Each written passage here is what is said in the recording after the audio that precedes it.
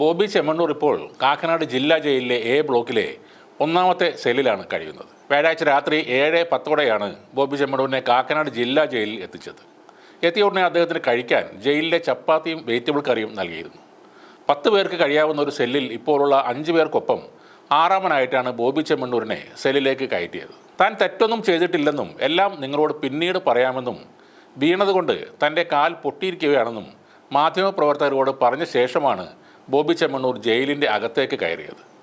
മോഷണം, ലഹരിമരുന്ന് കച്ചവടം തുടങ്ങിയ കേസുകളിലെ 5 പ്രതികൾക്കൊപ്പമാണ് ഇപ്പോൾ ബോച്ചയും ഉള്ളത്. ജയിലിൽ സാധാരണ വൈകിട്ട് 5 മണിക്ക് തന്നെ അന്തേവാസികൾക്ക് ഭക്ഷണം നൽകി കഴിയും. എന്നാൽ ബോബി ചെമ്മണ്ണൂർ കോടതിയിലും പിന്നീട് ആശുപത്രിയിലും ആയതിനാൽ ഭക്ഷണം കഴിച്ചിട്ടില്ലെന്ന് പോലീസ് അറിയിച്ചതോടെയാണ് അദ്ദേഹത്തിന് പ്രത്യേകമായി ചപ്പാത്തിയും വെജിറ്റബിൾ കറിയും നൽകിയത്. ജയിലിൽ കിട്ടുന്ന പായയും പുതപ്പും അദ്ദേഹത്തിന് നൽകിയിട്ടുണ്ട്. അറസ്റ്റിലായ ബോച്ചെ എറണാകുളം സെൻട്രൽ സ്റ്റേഷനിലെ സെല്ലിൽ ബുധനാഴ്ച രാത്രി ഉറങ്ങിയത് പത്രക്കടലാസ് വിരിച്ചായിരുന്നു. വയനാട്ടിൽ നിന്നും കസ്റ്റഡിയിലെടുത്ത് അറസ്റ്റ് രേഖപ്പെടുത്തിയ ശേഷം മെഡിക്കൽ പരിശോധന പൂർത്തിയാക്കി വ്യാഴാഴ്ച പുലർച്ചെ 1 മണിയോടെയാണ് അദ്ദേഹത്തെ സെല്ലിൽ എത്തിച്ചത്. ഇതിൻ്റെ ജനറൽ ആശുപത്രിയിൽ വൈദ്യപരിശോധനയ്ക്ക് ശേഷം ബോബി ചെമ്മണ്ണൂരിനെ ജയിലിലേക്ക് കൊണ്ടുപോകുന്നതിനായി പുറത്തിറക്കിയപ്പോൾ ബോച്ചയുടെ ആരാധകരായ ഒരു കൂട്ടം ആളുകൾ പ്രതിഷേധം നടത്തി. അവർ പോലീസിൻ്റെ വണ്ടി തടയാൻ ശ്രമിച്ചു. പ്രതിഷേധം വകവയ്ക്കാതെ പോലീസ് വാഹനം മുന്നോട്ടെടുത്ത് വേഗത്തിൽ ഓടിച്ചു പോവുകയായിരുന്നു. വ്യാഴാഴ്ച വൈകുന്നേരം 6 മണിയോടെയാണ് കോടതിയിൽ നിന്ന് വൈദ്യപരിശോധനയ്ക്കായി ബോബി ചെമ്മണ്ണൂരിനെ എറണാകുളം ജനറൽ ആശുപത്രിയിൽ എത്തിച്ചത്. അവിടെ BP, ECG എന്നീ പരിശോധനകളാണ് അദ്ദേഹത്തിന് നടത്തിയത്.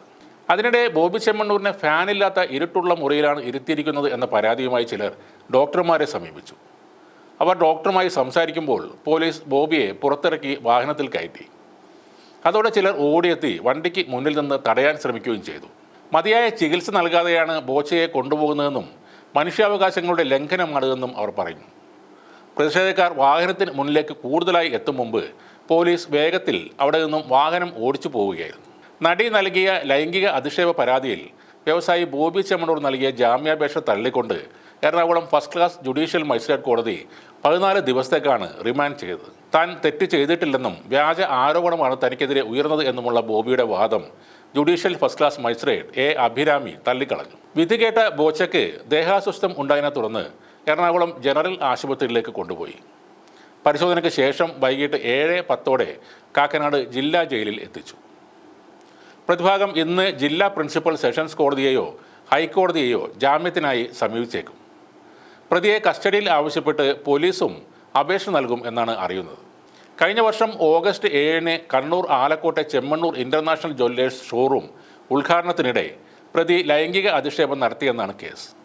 ചടങ്ങിൽ വച്ച് അനുമതിയില്ലാതെ നടിയുടെ കയ്യിൽ പിടിച്ചു കഴുത്തിൽ നെക്ലേസ് അണിയിച്ചു. പിന്നീട് ഈ നെക്ലേസ് കാണിക്കുന്നതിനായി തിരിച്ചു നിർത്തി ലൈംഗിക ചുവയുള്ള പരാമർശവും നടത്തി. യൂട്യൂബ് ചാനലുകളിലും സാമൂഹിക മാധ്യമ പ്ലാറ്റ്ഫോമുകളിലും അപമാനിക്കുന്ന തരത്തിലുള്ള മോശം പരാമർശങ്ങൾ തുടർച്ചയായി പ്രതി നടത്തിയെന്നുമാണ് പരാതിയിൽ പറയുന്നത്. ജ്വല്ലറി ഉദ്ഘാടന സമയത്തെ വിവാദം അവിടെ തീരുമായിരുന്നു. അതിൽ നടി അപ്പോഴൊന്നും പരാതിയും പറഞ്ഞില്ല.